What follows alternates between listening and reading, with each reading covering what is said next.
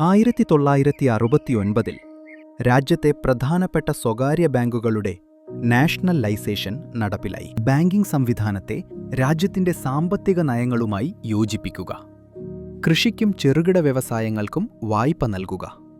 ഗ്രാമങ്ങളിലേക്കും ചെറുപട്ടണങ്ങളിലേക്കും banking സേവനങ്ങൾ വ്യാപിപ്പിക്കുക. ഇതെല്ലാമായിരുന്നു ഇതിലൂടെ ലക്ഷ്യമിട്ടത്.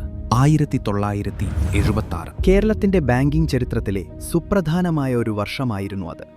എല്ലാ ഗ്രാമീണ മേഖലയിലെയും ജനങ്ങൾക്ക് പ്രാധാന്യം നൽകിക്കൊണ്ട് റീജിയണൽ റൂറൽ ബാങ്ക് ആക്ട് പ്രകാരം കേന്ദ്ര സർക്കാരിന്റെ ഉടമസ്ഥതയിൽ സംസ്ഥാന സർക്കാരിന്റെയും സ്പോൺസർ ബാങ്കിന്റെയും സഹകരണത്തോടെ കണ്ണൂർ കേന്ദ്രമാക്കി നോർത്ത് മലബാർ ഗ്രാമീൺ ബാങ്കും മലപ്പുറം കേന്ദ്രമാക്കി സൗത്ത് മലബാർ ഗ്രാമീൺ ബാങ്കും പ്രവർത്തനം ആരംഭിച്ചു.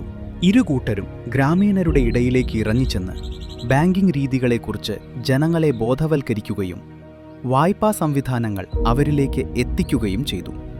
ചെറുകിട വ്യവസായികൾ, കർഷകർ, ദിവസവേതനക്കാർ എന്നീ വിഭാഗങ്ങൾക്ക് ഊന്നൽ നൽകിക്കൊണ്ടായിരുന്നു അവരുടെ പ്രവർത്തനങ്ങൾ.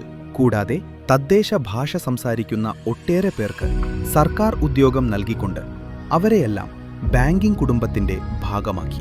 നീണ്ട 37 വർഷത്തിനു ശേഷം റീജിയണൽ റൂറൽ ബാങ്ക് ആക്ട് പ്രകാരം ഒരു സംസ്ഥാനത്ത് ഒരു ഗ്രാമീണ ബാങ്ക് എന്ന നിയമം നടപ്പിലായി.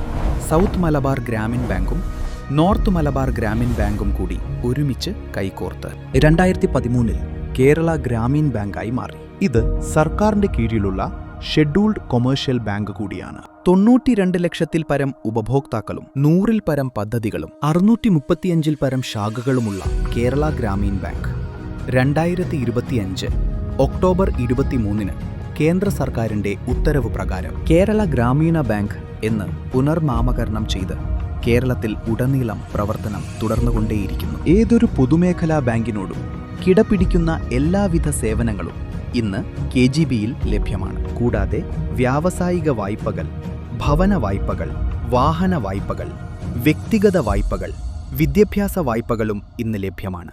കേരള ഗ്രാമീണ ബാങ്ക് പൂർണ്ണമായും സർക്കാർ ഉടമസ്ഥതയിൽ.